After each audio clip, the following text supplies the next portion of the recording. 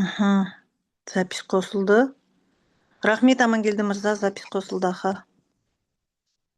Мен көрініп тұрмын ба сіздерге? Қайырлы кеш баршаңызға. Я көріп тұрсыз, запись қосылып тұр. Рахмет. Қайырлы кеш баршаңызға. Апта сәтімен басталсын. Алтынбөбек ханым, сәлеметсіз. Ал бірден бастайық, иә? Өйткені бірталай қалдық, әлде 5 минут күтейік па? Ой, 8 минут, 10 минут кеткенде бастайық, иә? 10 минут кеткенде бастайық. Бізде бүгін Гүлжан ханымда подключение, құттықтап қойыңыздар.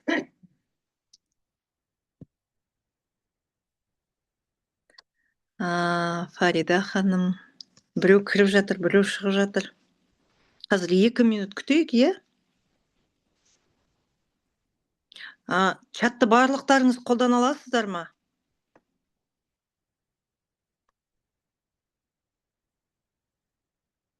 Чатты қолданғандарыңыз жақсы еді. Қазір чат арқылы, рахмет. Чат арқылы не? Әңгімелесеміз. Мен слайдтар қоса алмаймын. Бұлай кәдімгі практикалық жұмыстар жасаймыз.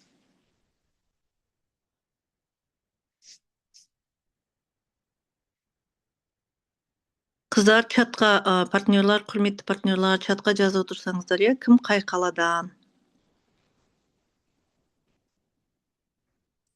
Кім бар бізде? Кәне, Өскемен бар, тағы жер бар. Алматыны көріп отырмын, тағы жерді көреміз. Алматы кеш жарық. Астана, Басқала, кеш жарық. Так, все. Все, Ақмола, Бурабай, ух ты, күшті. Ал енді бастайық, иә? Мен зумды сразу тікелей сіздерге сұрақ қойдан бастағым келеді. Чатты жаңа қолдана аламыз дедік, иә? Чатқа жазып тұрсаңыздар, кім қандай ақша тапқысы келеді? Осы Травориумға бәріміз бизнес жасағай келдік. Осы жерге жаңағы саяхат үшін емес, именно бизнесқа келген ханымдар мен мырзалар отырсыздар. Өйткені бұл обучение, команда толықтыру арқылы табыс табу.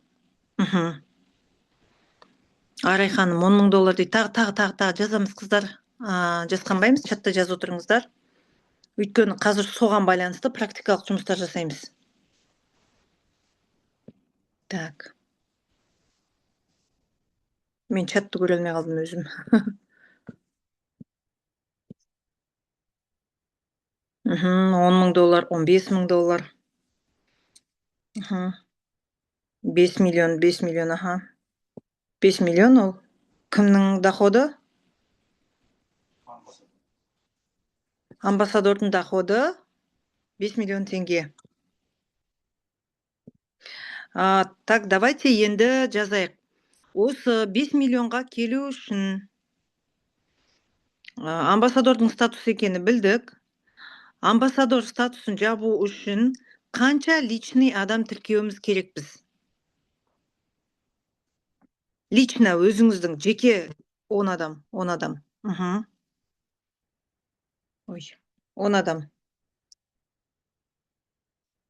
Так, ал қазір, біреу 8 деп жазып отыр.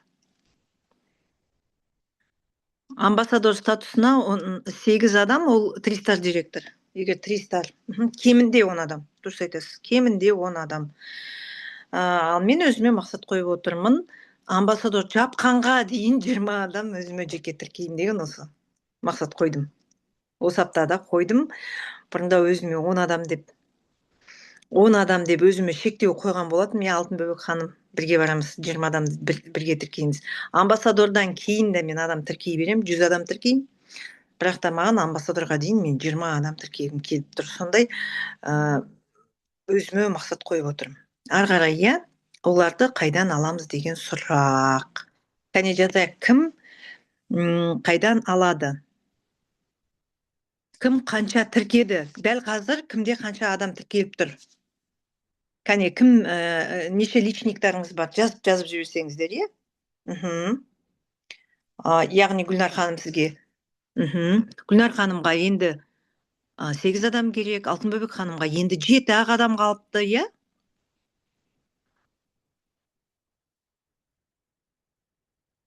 Кімге енді қанша адам керек? Біреу әлі бірде бір адам тіркемесе, значит, сізге 10 адам керек. Біреу осыншасын тіркеп қойса, оны шегеріп қойды да, қалғаны сол адамдарды қайдан аламыз? Так, давайте жазыңыздаршы, қайдан аласыздар ол адамдарды? Чатта активный болайық.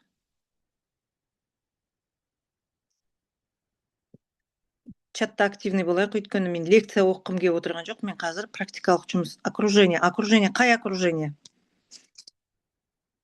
Туыстар, класстастар, жұмыстастар, курстастар. Бізде список бар, иә?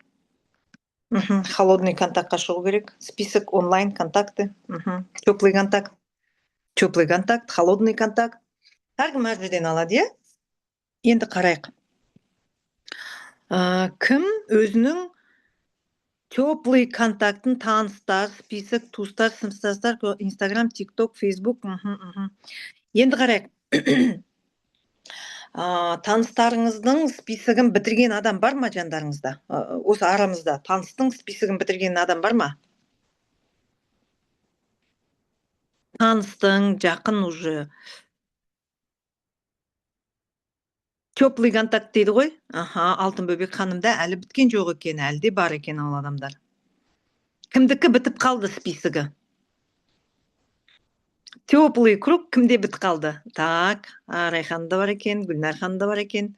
Теплый круг кімде бітті? Біткен жоқ, Әлі бір рет касание жасамаған теплый кругта адамдарыңыз көп пе? Жазсаңыздар, көп, аз деп.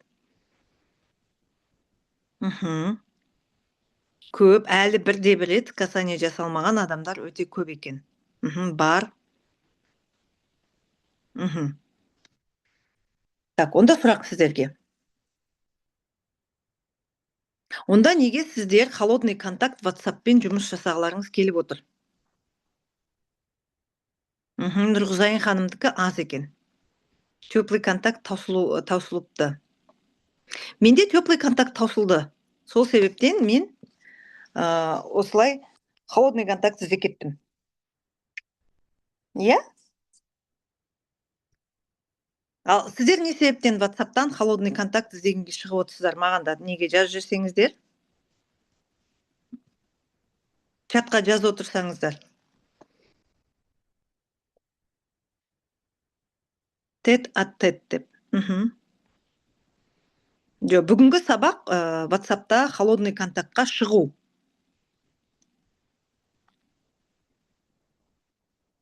Егер де Алтынбөбек ханым, сізде әлі теплый контактыңызды әлі бітірмеген болсаңыз.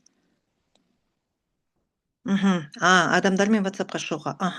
Теплый контакталарыңызға да WhatsApp-қа шығуға керек, иә? Түсіндім. Бүгінгі тақырып холодный контактта WhatsApp-та танысып үйрену, солармен диалог құрып үйрену.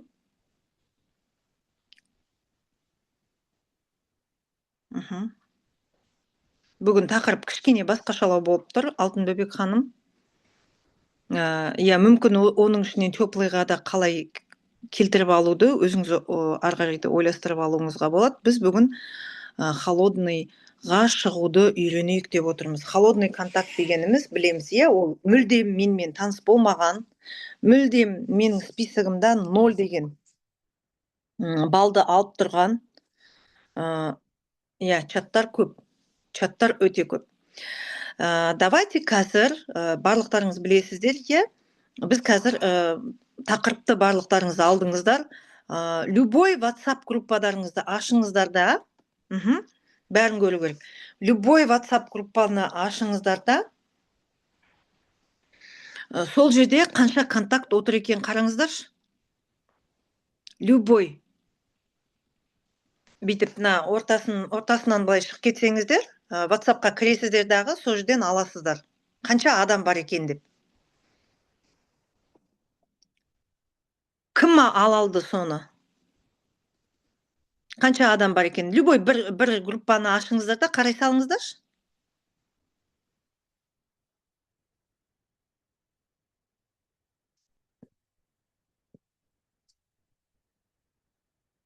Так, мысалы Арай ханымның несімен 430. Арай ханым, так, 430, 82. Сонымен сізде 500 адам отыр дейік, 500 деп есептей салайық, округленно. Так, сізге амбассадор статусына қанша адам керек дедіңіз, Арай ханым? 10 адам керек, кем дегенде. 10 адам. Енді қараңыз, егер де осы группаның ішінен алсақ, осы 500 адамның ішінен 10 адам шығады деп ойлайсыз ба? Әрине шығады. Жоқ дегенде 5 шығады, иә? Жоқ дегенде 5 шығады. Енді қараңыздар, мен де осындай статистиканы жүргіздім. Қалай? Өйткені менің теплый контактым бітті. Барлығын теплыйлардың обработкасын жасап болдым. Сосын кейін енді жан жағымда уже встречаға шақыратын адам қалмады. Өйткені олардың ойланам дегендері болды, ішінде жоқ деп айтқандары болды. Олардың бәрін тауысып біттім. Көп адамдар әлі ойланумен отыр, әлі мені күтумен отыр, әлі менің нәтижемді қарап отырған адамдар бар. Сондықтан ойлана келе мен чаттарды жұмыс жасамақшы болдым. Осы чаттарды сіздерге тапсырма, бірінші тапсырма, қағаз бен қалам ал дедім ғой. Сол қағаз қаламдарыңызды алыңыздар да, ең бірінші тапсырманы жазып қойыңызшы. Бүкіл группандағы недегі чаттарыңызды қарап шығып, ол чаттарыңызды жазып, ол чатта қанша адам отырған жазып, түгел есептеңіздер. Қазір мен сіздерге өзімдікін көрсетейін, иә? Қазір міне, мен дәптер бастадым дағы, но список знакомых дәптерім. Осы жерге мен барлық чаттарды жаздым. Барлығы сыймады, 23 чат кірді мына жерге. 23 группаны кіргіздім, одан да көп группа бар. Кейбірімізде одан да көп группа бар. Жоқ дегенде 5 группа бар. Әр қайсыңызда. Ауылдың группасы, рекламаның группасы, бәр жерде, даже ауылды жерлерде рекламаның, вот, Арайхан айтады, менде контактілерде ғана 3000 адам. Представляете? Ал менде осы чаттарда отырған адамдар 5184 участник бар екен. Енді жарайды, осының 1000-ы 5-6 группада бірге отырған шығар, мен өзім примерно 4000 адам осы жерде отыр. Ал маған амбассадорға керегі, мен жаңа айттым, 20 адам, иә? 6 адамды мен уже тіркеп қойдым. Мен 14 адамды, осы 4000 адамның ішінен мен 14 адам таба алмайын ба? Қалай ойлайсыздар? 4000 адамның ішінен неужели 14 адам шықпайды? Тупо просто математика. Тупо просто математика. Сіздерге тапсырма, бүкіл группаларды осылай жазыңыздар, атын жазасыздар, иә, міне. 30 күн тегін сабақ, Караганда реклама, сообщество Connect, объявление Алматы, Ахмер маркет, поехали с нами, Пас Анатолия, горящие туры. Міне осы группаларда қанша адам отыр, жақшаның ішіне жазып қойдым. 30 күн тегін сабақ 592 адам. Караганда реклама 430 адам. Өстіп адамдар жазып, ең аяғында қанша адам бар екенін мына жерге астына жазып қойыңыздар. Иә, өстіп қанша сіздерде бұл ресурсы. Это ваши ресурсы. И когда мынаны жазасыздар, сіздерге энергия келеді. Ё-моё, мен мына жақта теплый контактпен мыжып жүрсем, менде оказывается холодныйда 4000 адам бар екен ғой, мен не істеп отырмын деген осознание келеді. Маған келді осындай осознание. Представляете? Тупо мен сосын кейін алдымда бұны мен неме істеймін? Мен GPT-ден сұрадым, GPT чатқа жаздым. Осынша менде группа отыр, осынша адам отыр, маған көмектесші, мен осынша адамды осы жерден алғым келеді. Табысымды осындайға көтергім келеді дегенде, маған GPT чат мынандай рекомендациялар берді, соның ішінен өзіме керектісін таңдап алдым. И сол ең оңай, ең жеңіл нәрсе, скрипт жазып, күніне жоқ дегенде 10 адамға, осы группадан 10 адамға жазу. Міне менде ең бірінші, мен мына бірінші группаны 592 адам. Осыны егер мен 10-ға бөлсем, 50-60 күн бойы мен осы жерге жазады екем. 50 күн бойы, почти 2 ай бойы мен бір группаны отработка жасаймын, представляете? Вот вам работа. Вот қайдан адам алам, кімге айтам, кімді шақырам деп отырмыз ғой. Адамдарға айтсақ, так, 20-23 Арай ханымның тапсырмасы бойынша біз өзіміздің 3 нәрсеміз үшін өзімізді мақтаймыз. Кәне 1 минут сіздерге уақыт берем, бүгінгі күні қандай 3 нәрсе үшін өздеріңізді мақтайсыздар. Тез-тез қағазға жазып жіберіңіздер. Бұл өздеріңіз үшін, чатта жазуларыңызға болады. Отвлекаться етті демеңіздер, бұл Арай ханымның тапсырмасы бізге берген. Кім не үшін?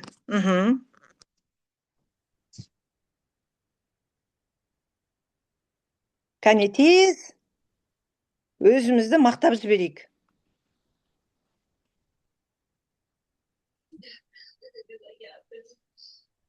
Кім жаза алмайды, өзіңізді айтып мақтап жіберіңіз.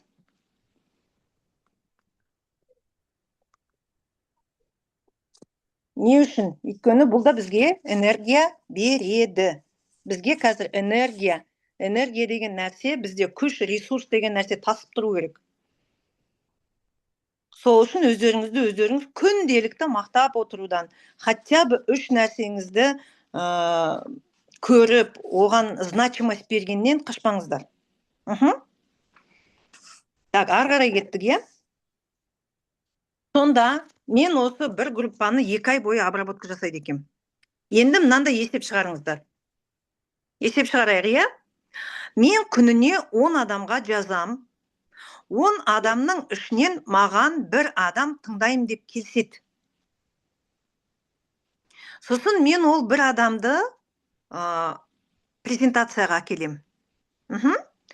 Презентацияға әкелдім.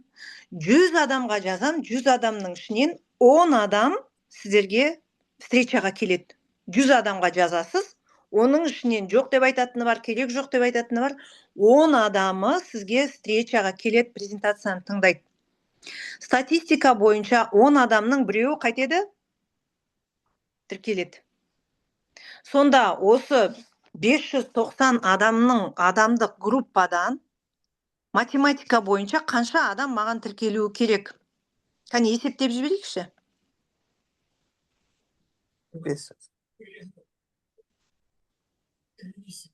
О, классно. 5000 адамнан 50 адам тіркелу керек. Представляете? И этот ресурс, вот этот ресурс, мына ресурс, біздегі бар қолымыздағы ресурс, қалай байқалмай жатыр. Телефоныңызда группаларға күніге 1000 сообщение просто так кеп жатыр.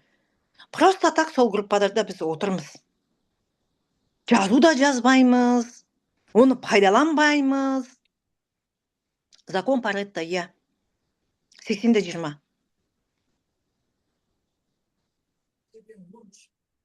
20% келеді.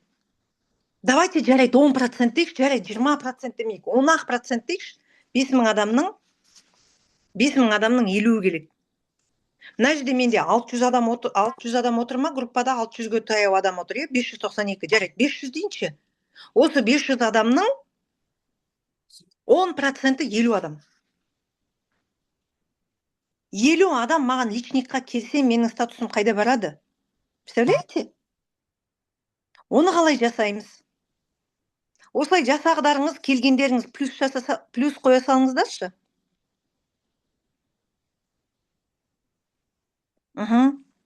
Осы статистиканы жүргізгіңіз келгендер. Дайынсыздар ма? Кім дайын осыны жасағанға? О, классно. О, дайынбыз. Ендеше не істейміз? Осыларға біз скрипт жібереміз. Менің жіберетін жаңа, мен сіздерге кішкене ғана мысал келтіріп кетейін, е? Сағат 8-де біз зумды қостық. 8-ден 10 минут кеткенге дейін, группа жиналғанға дейін кішкене уақыт болды. Мен сол моментте 10 адамға скрипт жіберіп үлгердім. Мен қазір 30 күндік тегін сабақ деген Нұрлан Жанайдың группасына жазып отырмын. Сол жерде уже мен 5-6 күн болды жазғаныма. Сол жерде менде күніне жоқ дегенде 2 адам, 10 адамға жазам, жоқ дегенде 2 адам тыңдауға келіседі. Кешегі 10 адамнан 2 адам тыңдауға келісті. Бүгінгі 10 адамнан уже жаңа мына жерден маған уведомление келіп жатыр да, я қарастырып көрейік деп айтып жатыр. Бүгін жаңа ғана жібердім. Вот прям буквально пока сағат 8-ден 10 минут кеткенге дейін, пока сіздерді күтіп отырғанда, бүгін уборка жасадым, тамақ істедім, айттым, бүйттім, бізде подписка болды, сонымен көп айлан қалдым да, бүгін менің касанияларым болмай қалды. Сол екі ортада мен дайын тұрған скриптімді 10 адамға тас жіберіп үлгердім. И сол 10 адамның ішінен уже біреуі, я мен тыңдауға дайынмын, қосымша табыс маған керек деп жауап беріп жатыр. Қазір мен сіздерге чатқа қандай жіберетінімді жіберейін, е? Қандай скриптті жіберіп отырғанымды сіздерге жіберем. Қазір. Осы скриптті мен слайд жасай алмайым. Осы скриптті скриншот жасап аласыздар ма, көшіріп аласыздар ма, міне. Осы скриптті өздеріңізге ыңғайлап, осыған ұқсас қылып, бұл мысал. Сіздер бұл сөзді қайталамаударыңыз да мүмкін. Қайталамайсыздар ғой енді, әркім өзінің чатына байланысты қояды ғой. Сондықтан өздеріңіз осыған ұқсастырып, осы бір сообщениені группада отырған 400 адамға, 500 адамға күнне жоқ дегенде 10 адамнан жіберіңіздер. Сонда сіздің 400 адамдық группаңыз 40 күнде обработка жасалып бітеді. 500 адамдық группа 50 күнде, 600 адамдық группа 2 айда 60 күнде обработка жасалып бітеді, и сіз келесі группаға барасыз. Қазір мен мына группа біткеннен кейін келесі менде Қарағанда реклама. 430 адам отыр. Представляете, мынау маған 1 жылдық жұмыс. Біз айтамыз, кімді шақырам? Уже анағанды айттым, мынағанды айттым, уже жалқ кеттім, қайтадан айтқым келмейді. 99 рет бір адамға барғым келмейді. Реально барғымыз келмейді. Потому что ол адам айтады, сен әлі нәтиже шығарған жоқсың ғой деп. Сондықтан қорықпаймыз, осы адамдарға жібереміз. Жоқ дегендері жоқ дейді. Маған жаңағының өзінде 10 адамға жібердім, біреу маған айтады, жоқ, маған қосымша табыс керек жоқ, менің өзімнің проектларымда жетеді деп жазып жатыр. Біреу айтады, я, мен тыңдауға дайынмын дейді. Холодный контактпен жұмыс істеген неге жақсы? Қалай ойлайсыздар, кім қалай ойлайды? Кәне дауыстарыңызды қосып айтып жіберіңіздерші, холодный контактпен істеген неге ыңғайлы?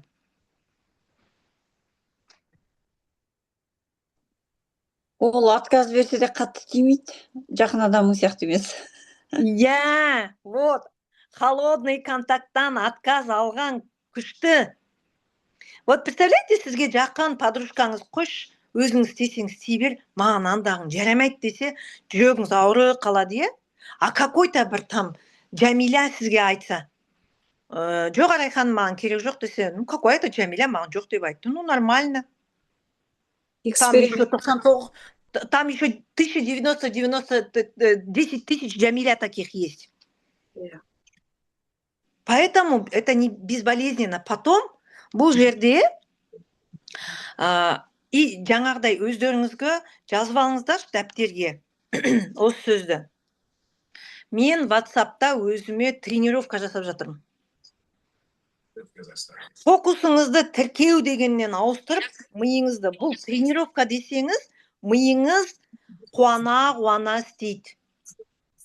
Ал егерде сіз мен мына отырған 500 адамның жартысын тіркеп алуым керек, деп группаға жазатын болсаңыз, миыңыз оған қарсыласады. Өйткені сіз тіркейім деп ана жерде қателіктер жібере бастайсыз, артық сөздер айта бастайсыз.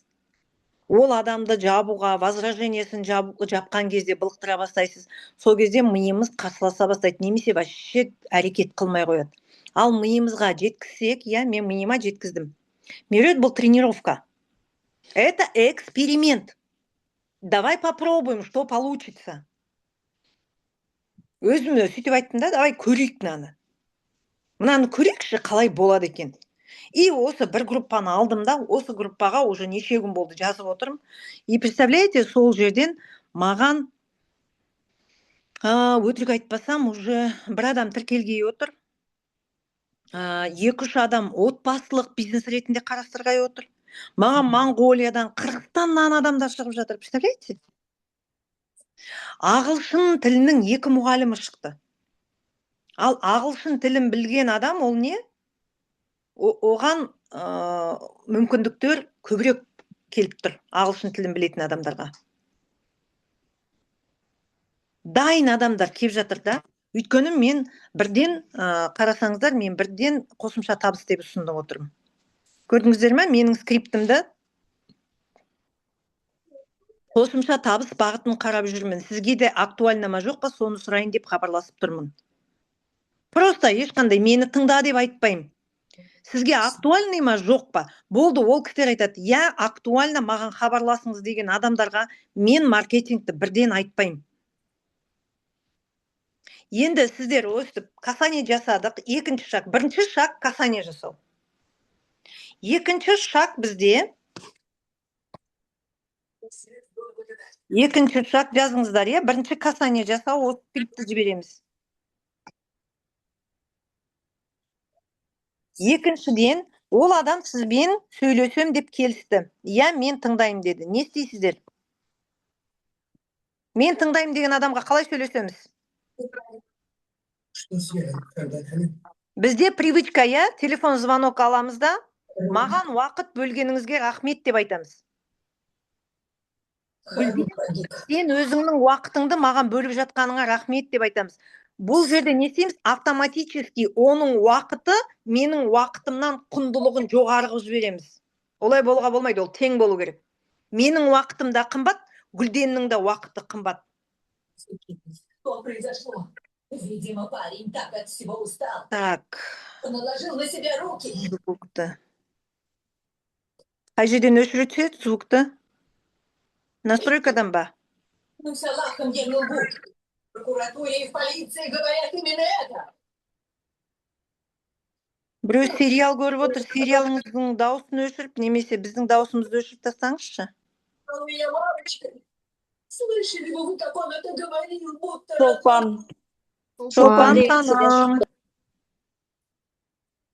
Шолпан ханым. Так, мен, по-моему, организатормын деген кім мырза? Что-то мен өшіре алмай отырмын ол кісінің звугын. Сол окошкаға басып, Меруерт, Шолпан деген кісінің окошкасына басып тұрсаң, сол жерде шығады.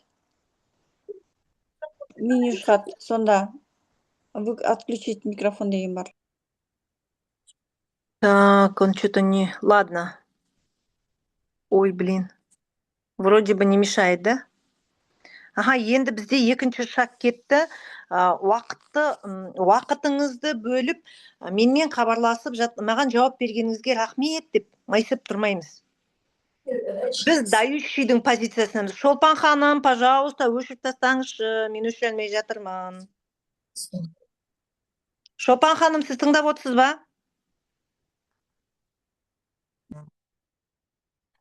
Аха.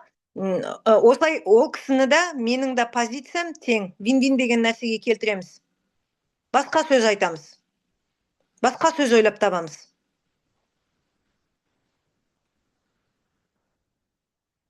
Екеумізді уақыт тауып, осы әңгімеге келгенімізге қуаныштымын. Е? Екеуміздің де уақытымыздың түйіскеніне қуаныштымын. Бұл кезде біз ол кісіні обесценивать етпейміз. И өзіміздің де уақытымызды обесценивать етпейміз. Өзімізді төмендетпейміз, и оны жоғарылатпаймыз. А то бізде привычка. Ой, сіздің маған хабарласқаныңызға рахмет. Уақыт тапқаныңызға рахмет деп, как будто бір оған бір битеп тұрған адам сияқты. А мы дающие. Біз мүмкіндік беріп отырмыз. Біз мынандай мүмкіндік беріп отырмыз. Оны мына мидарыңызға құйып алыңыздар. Мен мүмкіндік берем. Каждый адаммен сөйлесердің алдында мен мүмкіндік беріп жатырмын. Мен мүмкіндік беріп жатырмын деген. Потом, екіншіден, мынандай айтамыз. Так, менде заготовленный бар еді. Осы әңгімеміздің продуктивный болу үшін мен сізге бірнеше сұрақ қояйын. Бірден сразу. Анау қалай, мынау қалай деген әңгіме айтпаймыз. Бірден сразу. Өйткені ол адам табыс жайында сөйлескісі келіп отыр сізбен. Сондықтан сіз оған бірден сұрақ қоюға уже жиналып аласыз дағы. Собранность уже мына жерде болады. Мен сізге бірнеше сұрақ қояйын. Қазір сол сұрақтарды да сіздерге жіберемін, қазір чатқа. Мен соны GPT арқылы 7 сұрақты тауып алдым. Сол 7 сұрақты өзіме дайындап, сол 7 сұрақты ақырындап қоям. Өйткені мен бірінші встречаға 10 минут қана берем. Ол кісі, өйткені мен қазір, мен сізге презентация айтам, жарты сағат уақытыңды бөл десем, ол кісі қиналып кетуі мүмкін. Сондықтан мен ол кісіге айтам, Гүлдана, егер де сізге актуальный болса, 10 минут менімен сөйлесіңіз. Я деп айтқан адамға звонтаймын, Гүлдана, уақытымыздың осылай табылғанына қуаныштымын. Екеуміздің да өстіп сөйлесіп тұрғанымызға. Енді мен сізге әңгімеміз нәтижелі болу үшін бірнеше сұрақ қояйын, келісесіз бе? Деймін дағы, ары қарай осы сұрақтарды қойып шығам. Немесе ол кісі айтуы мүмкін, 10 минут сөйлесуге қазір уақыт жоқ, аудио жазыңыз, немесе жаза беріңіз деуі мүмкін. Сол кезде мен бір-бірлеп осы сұрақтарды жазып жіберем. Не үшін? Қалай ойлайсыздар, не үшін мен сұрақтарды қоям? Қазір сіздерге сол сұрақтарды копировать етіп қоя берейін, скриншот жасап алыңыздар, иә? Әзірге дауысты қосып, кім маған айтып жібереді, не үшін біз Қайырлы осы... кеш, сұрақты қоямыз, ол кісінің ойын бақылау үшін, барлау үшін, разведка. Болін білу үшін. Болін білу үшін осы сұрақтарды қоямыз. Так, мен қазір сол сұрақтарды тауып, сіздерге мен қағазға жазып алып едім, мына жерден таба алмай жатырмын. Так, сұрақтар қайда? Так.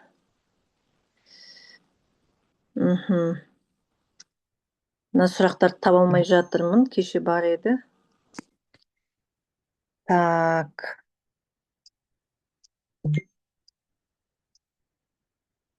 Жарайды, мен бұл сұрақты сіздерге неге жіберейін, е? Әлде қазір оқып жіберейін бе?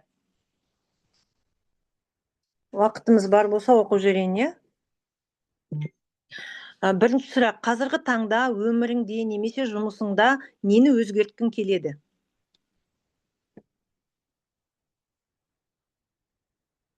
Бұл бірінші сұрақ, қазіргі таңда өміріңде немесе жұмысыңда нені өзгерткің келеді? Екінші сұрақ, егер бәрі сенің қалауыңдағыдай болса, алдағы 1-2 жылда өзіңді қандай деңгейде көргің келеді? Егер бәрі сенің қалауыңдағыдай болса, алдыңғы 1-2 жылда өзіңді қандай деңгейде көргің келеді? Үшінші, саған қазір көбірек не маңызды? Қосымша табыс, еркін уақыт, саяхат, орта, әлде өзіңді дамыту ма? Саған қазір не маңызды? Қосымша табыс, еркін уақыт, саяхат, орта, әлде өзіңді дамыту ма? Төртінші, бұрын онлайн табыс, бизнес немесе жаңа мүмкіндік қарап көрдің бе? Қосымша табыс, еркін уақыт, саяхат, орта, әлде өзіңді дамыту ма? Бұрын онлайн табыс, бизнес немесе жаңа мүмкіндік қарап көрдіңіз бе? Қандай тәжірибеңіз болды? Бұрын онлайн табыс, бизнес немесе жаңа мүмкіндік қарап көрдіңіз бе? Қандай тәжірибеңіз болды?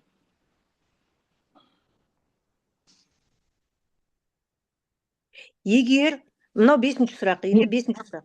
Сөзіңді бөлейін, ренжімесең, скрин жасап жібересің бе бізге? Көрмей жатырмын жазып. Мен группаға жіберем бұны. Аха, жақсы.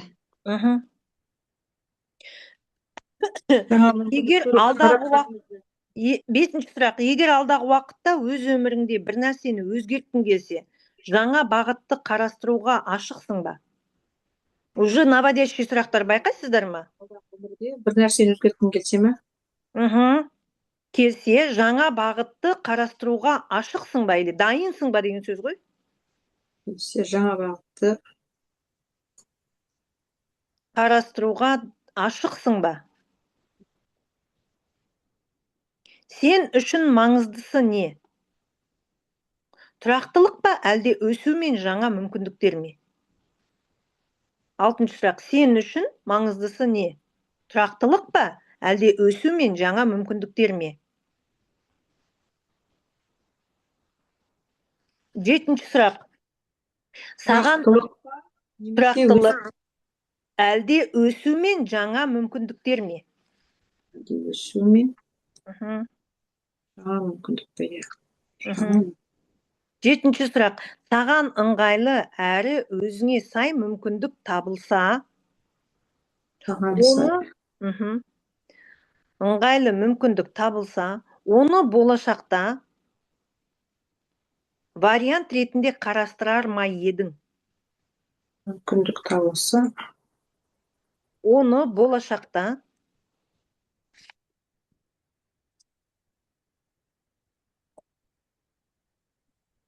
вариант ретінде қарастырар ма едің?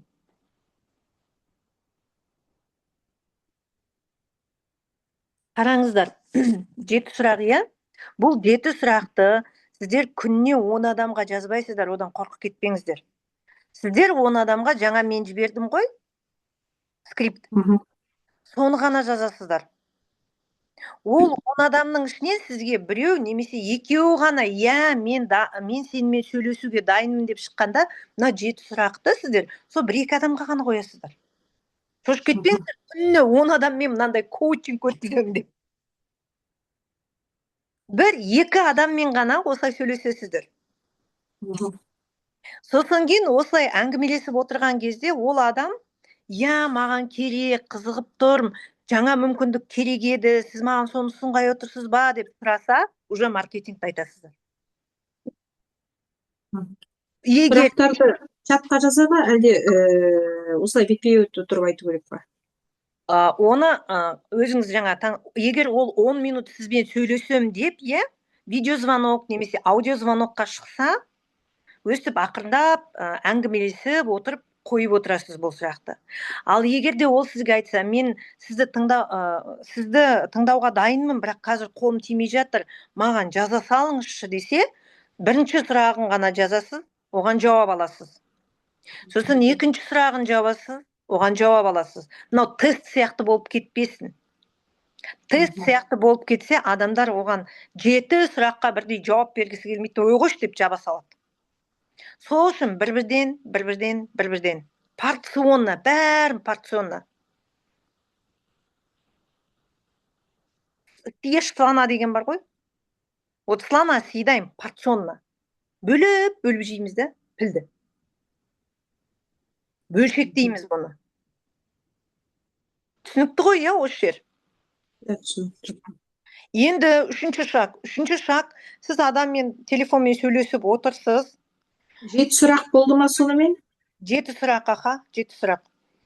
Сөйлесіп болдыңыз, сөйлесіп болғанда уже ана адам мына сұрақтардан кейін уже біреуде возбуждение болуы мүмкін, мен қазір тыңдағым келеді десе, жаңа 10 минутты сіз айтасыз, біз 10 минут сөйлесеміз дегенбіз.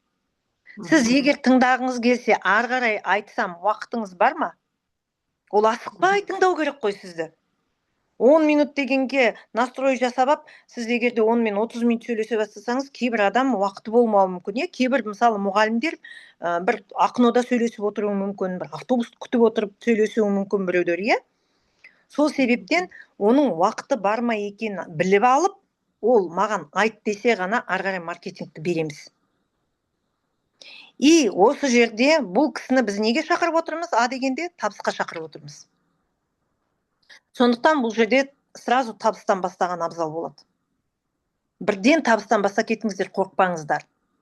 Бірден. Онда маркетинг түгел айтыла ма? Табысты айтқанда, мысалы, просто осындай табыс не жасап алыңыздаршы, спонсорларыңыздан скриншоттарын алып алыңыздар кабинеттің. Соны демонстрация экранымен көрсетіңіздер. Міне, мынандай табыстар бар бізде. Күнне мынандай табыс табуға болады. Сосын кейін видеолар, банкоматтан ақша алып жатқан видеолар, пикюкердің фотосы, міне мен осынша ақша алып жатырмын, мынша ақша алып жатырмын. Соны көрсетсеңіздер, ол кісілер ақшадан бастайды ғой. Енді ары қарай уже маркетинг кетеді да. Маркетинг ең соңында барады. Сразу маркетинг айтпаңыздар. Біреу 10 минут сөйлесіп алғаннан кейін жарайды, маған ұнады, давайте кешке сөйлесейік деп, или ертең сағатына сөйлесейік дейтін адамдар болады. Егер сол моментте қорқыныш пайда болып жатса, өзіңіз маркетингті білмей жатсаңыз, осы моментте уже спонсормен шығуларыңызға болады. Уже сізге уақыт беріліп тұр ғой, 10 минут сөйлесіп алдыңыз, мына сұрақтарды қойып алдыңыз, бөлін бәрін жазып алдыңыз, сосын спонсорға айтасыз.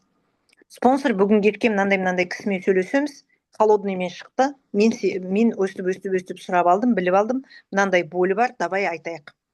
И все, сол жерде өздеріңіздің маркетингтарыңызды қалай көрсетесіздер оған. Мына оның запросы бойынша айтасыздар да.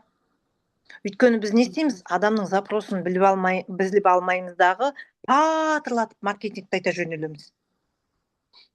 Мүмкін ол адам просто орта керек шығар. Қанша сумма керек дегенді айту керек болар, иә. Мына жерде мына сұрақ оған көріп тұрсыз ғой, орта деген адамға міне ортаны осы жерден табасың. Бұл жерде дамушы орта. Мына жерде уже 4-ші сұрақта көрініп тұр. Еркін уақыт керек пе? Біреу айтады, аха, маған еркін бос уақыт керек. Пожалуйста. Жұмысқа барғың келмесе, осыны онлайн табыс қылып өзің алып ал да, өстіп күнне мына менің істеп отырғаным істе дағы, күнне міне 10 минут кетті 10 касанияға. Күнне міне таңертең 1 сағат презентация бердік, 1 сағат кешке жақын зум өткізіп отырмын. Оның арасында 1 сағат біреуге жеке презентация бердім. Болды, үйімдегі бар шаруаны асықпай бітіріп алдым. Уборкам да жасалды, тамағым да жасалды, ойнап күліп қана. Бір жерде қонақта отырып та жасай беруіме болады, тойда отырып та жасай беруіме болады, демалып, паркте жүріп та жасай беруіме болады. Еркін уақыт деген адамға осыны көрсетесіз. Саяхат деген, естественно, оған платформаларды көрсетесіз. Қосымша табысқа бизнес көрсетесіз. Алмаған орта керек деген адамға, мен өзімді дамытқым келеді деген адамға нені көрсетесіздер? Бізде дамытатын нәрседер былай ғой. Мына Бағжан апайдың балансы ше, сол баланстың бір жағын, Алтын Бөбек ханым, сіз де жүргізесіз сол балансты. Сол бір жағын, бір шетін тартсақ, қалғаны да тартылып шығады ғой бері қарай. Сол балансыңыздың 8 сферасының бір сферасын ғана, бір саласын ғана тартып отырғанда, қалған саладары түгел түзеліп шыға келеді. Түгел осыны траворимнан табуға болады. Қосымша табысты да осы жерден табуға болады. Саяхатты да осы жерден табуға болады. Рухани дамуды да осы жерден табуға болады. Ортаны да осы жерден табуға болады. Отбасыңызбен байланыс бәрі осы жерден табуға болады. Тек қана оның бәрін ойластырып, қиыстырып алуға болады.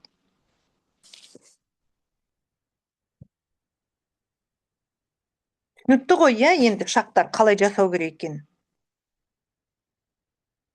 Түсінікті. Айтыңыздаршы, қиын ба, осыны жасаған қиын ба? Қиын емес, тек дисциплина керек, тәртіп. Енді қараңыздар, 10 адамға 10 минуттың ішінде жіберуге болады екен осы жаңағы бір ауыз сөз бар ғой, бағанағы мен жазған. Сол сияқты әркім өзіңізге GPT-ден құрастырып алыңыз, немесе өзіңіздің көңіліңізден, ойыңыздан құрастырып алыңыз, иә? Соны кішкентай ғана әрекет. Кім мына «Атомные привычки» деген кітапты оқыды? Немесе тыңдады аудиосын? Мен оқыдым. Сол жерде описание бар, иә? Кім? Алтын Бөбек ханым, сіз бе оққан? Иә, мен оқыдым. Алтын Бөбек ханым сол жерде самолеттің курсын туралы айтады, иә? Мына бағыттан шыққан самолеттің курсы кішкентай ғана 0,5 градусқа ауытқыса дейді, ол самолет мына қалаға емес, ана қалаға ұшып кетеді дейді. Кішкентай ғана градус ауытқыса. Сонда мына біздің істеген әрекетіміз кішкентай ғана әрекет. Кішкене ғана әрекетті ауыстырамыз. WhatsApp группаға 10 адамға жазу 10 минут. Сол 10 минуттық күнделікті әрекет сіздің бақытыңызды өзгертіп жібереді. Соны ойлаңыздаршы, мына жерге осознание келеді ғой, соған түсінік келген кезде Сонда бұл травориумда, жалпы сетевой маркетингта жұмыс істеу өте оңай екенін сезінесіздер. Ал біз не істеп жүрміз? Біз қиындатып жүрміз. Презентация қою керек, анаған сөйту керек, мынаған бүйту керек, адамға бару керек. Кеше бізде мынандай жағдай болды. Мен семейге бару керек болдым. Гүлжан ханым мені семейге шақырды. Бірақ бір жағдайлар болды да, мен семейге бара алмай қалдым. Гүлжан ханым маған айтады да, менің шақырып отырған адамдардың бәрі тарап демалысқа басқа жаққа кетіп қапты. Сіз бостан босқа келіп қаласыз ғой, бармай-ақ қойыңыз. Бір-екі адам болса видеозвонокқа шыға салайық дейді. Оңайлатып тастадық қой, ана бару керек, онда жату керек, үйде күйеуге айту керек. Ойбой деген әңгіме шықты ғой, такси тауып алу керек деген. Таксиге жолға ақша кетеді дегендей. Ол жерде қонатын жер керек дегендей, иә? Ал енді отырдық та таңертең видеозвонокпен шықтық та бір адам тіркей салдық. Просто оңайлата салдық. Ну вот не получилось поехать, не получилось. Ладно, болды, жарайды, болды. Видеозвонокпен шыға саламыз. Аха, болды, видеозвонокпен шыға саламыз. Видеозвонокпен шықтық та адам тіркеп тастадық. Гүлжан ханым $100 доход таба салды. Просто когда ол миына маған оңай дегенді жаза салған кезде, оңай, оңай $100 ап деген бір ауыз сөзбен ғана таба салды. На самом деле бұның бәрі өте оңай нәрсе. Кім оңай деп ойлайды? Плюс қойып жүріңіздерші.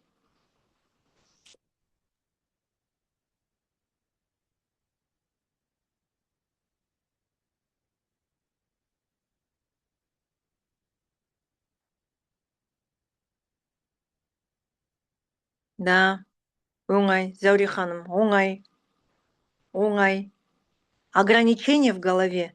Гүлнар ханым, айтыңызшы, сізде қандай группалар бар? Давайте сізді разберем.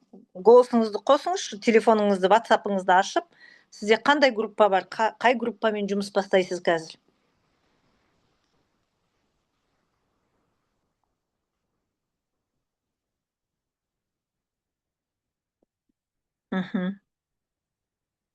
Қандай қиындықтар болады? Жазып жіберсеңіздер, Жанат. Қандай қиындық болады жасаған кезде?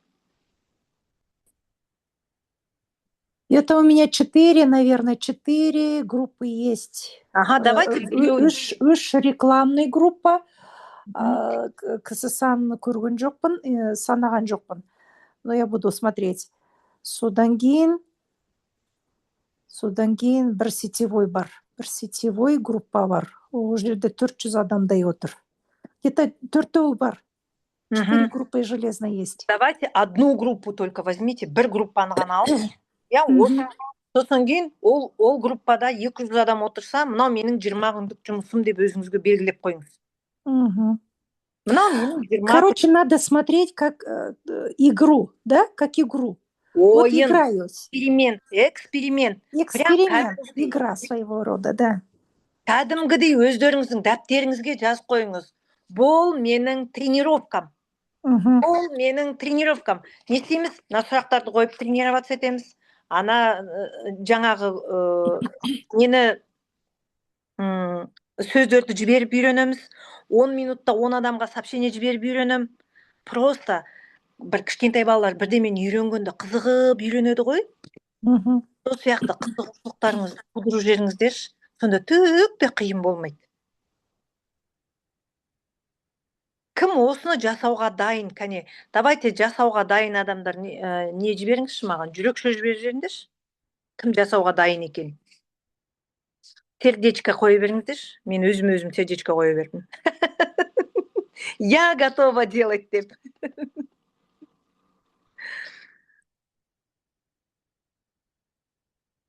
Сұрақтар жазып жіберем, аха. Группаларға жазам сұрақтарды. Группаларға дайын сұрақтарды қоя берем. Жаңағы скриптті жібереміз. Я скриптті өзіміз, әркімге өзіміз ыңғайлаймыз. Ыңғайлай алмай жатсаңыздар, спонсорыңызбен сөйлесіңіз. Спонсор, давай маған көмектесші, мына Меруерттікі сияқты жазып алғым келеді, бірақ мына Меруерттікі маған келмейді, маған басқаша қылып жазу керек болып тұр, маған орыс тілінде жазу керек болып тұр деген, е? Қазір GPT деген чат бар ғой. Жаңағыны копировать етіп ап GPT-ға салып келіп жібересіз. Мен жазатын группа мынандай, менің атым осыны маған ыңғайлап жасап берші, мына сообщениені, скриптті десеңіз, ол сізге лайықтап скрипт жасап береді. Ұнамай тұрғанын айтасың, мен мына жері ұнамай тұр, маған мынаны басқаша қылып жасап бер, қысқа қылып жаса, ұзынырақ қылып жаса, бәрін сізге жасап береді дайындап. Сосын кейін ана адам хабарласқаннан кейін тағы GPT-ден сұраударыңызға болады. Әй, анау адам электрик екен, маған бәлендеп жазып жатыр, түлендеп жазып жатыр, не деп жауап беремін мен десеңіз, GPT сізге жауапты да дайындап береді. Осылай деп айт, мынандай деп айтпа, деп қызыл креспен қойып береді сізге. Кәдімгідей сізді бағыттайды. Оп-оңай нәрсе, қолда бар нәрсе. Давайте пайдаланайық та, оп-оңай нәрсені оңайлата берейікші, қиындатпай. Енді кім дайын болды, сол дайындар өздеріңізге жүрек сөз беріңіздер.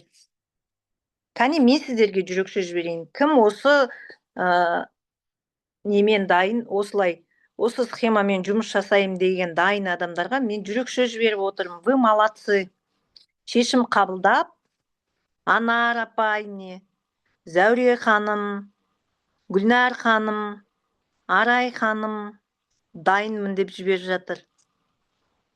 Осылай, осы формамен жұмыс істегенге Алтын Бөбек ханым дайынмын деп жатыр. Мен сіздерге жүрекше жіберіп жатырмын, сіздердің дайын болғандықтарыңызға, сіздердің шешім қабылдап жатқандарыңызға, батылдықтарыңызға жүрекше жіберіп жатырмын. Күнделікті сағат 20-26-да ұмытпай өздеріңізді мақтап жіберіп, әрекетке көшіңіздер. Болды, менің айтайын дегенім осы. 40 минутта бол қойдық. Рахмет, Меруерт ханым, мен үлгердім. Сабақ болды. Мен қуаныштымын. Жүктің бәрі әлі жолда жатыр есіктің алдында. Лақтыра салып отырдым. Вот, рахмет. Енді осы сабақтан алған инсайттарыңызды группаға жазып жіберсеңіздер, иә? Понедельник сайын сіздермен осы біздің командамыз Амангелді мырзадан сұрап алдық осы күнді. Әр дүйсенбі сайын біздің команда осы жерде жиналып, осы зумды пайдаланып, Амангелді мырзаның спонсордың зумын пайдаланып, өзімізге обучение қойып отырамыз. Ендігі аптада, осы бір апта істеп көрейік, ендігі аптада осы бойынша қорытынды, рахмет Алтын Бөбек ханым, қорытынды жасайық, иә? Ол қорытындыны да күнделікті GPT-ден сұрап отыруыңызға болады.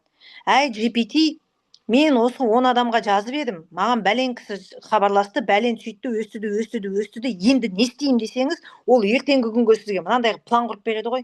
Ертең мынауыңды былай істе, 10 касаниеңді жасай бер, алдындағы касанияға 5 адамға қайтадан хабарлас, бір адаммен сөйлес, бір адамды подпискаға кел, мына жерге былай әкел деп сіздерге үйретеді кәдімгідей. Кәдімгі мастер-майнд жасап береді қой сіздерге.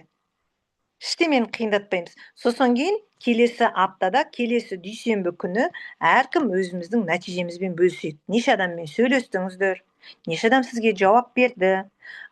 Еще самый важный, сіздерге жауап берді ғой, 10 адамға жаздыңыз, 10 адамның 2-еуі сізге жауап берді. Сол 2-еуін на список знакомыққа кіргізіп қоямыз. Міне, өстіп список знакомыққа жазып қоямыз. Қай күні хабарласты, не деп әңгімелестіңіздер, арғарай неге бағыттайсыз ол адамды. Түгел сізде картотека мынау толып тұру керек, CRM система сияқты. Кейін оны да автоматизировать етіп, техникаға қосып, CRM система деп үйреніп аламыз. Иә? Давайте, барлықтарың. Картотеканы чатқа қойып беріңізші, мен үлгермей қалдым. Жаңа картотека қалай жазу керек екен? Мынау кәдімгі список знакомых, Анар апай сізге мынаны 99 рет көрсеткен. Ол бар менде. Вот соған толтырып жаза бересіз. Ана күнделікті жазып скрипт жіберген 10 адамға емес, сізге жауап берген адамды ғана тізімге қосасыз. Түсіндім. Өйткені ана 10 адамды қоса берсеңіз былыққан болып кетеді, көп болып кетеді. Бізге заинтересованный адам ғана керек. Давайте, барлықтарыңызға қайырлы түн. Бүгіннен бастап қалтырмай, әлі уақыт бар. Сағат 9 жаңа болды. 10 минуттың ішінде адамдарға жазып шығыңыздар. Так. Мен мына жерде зумды қалай аяқтайды білмей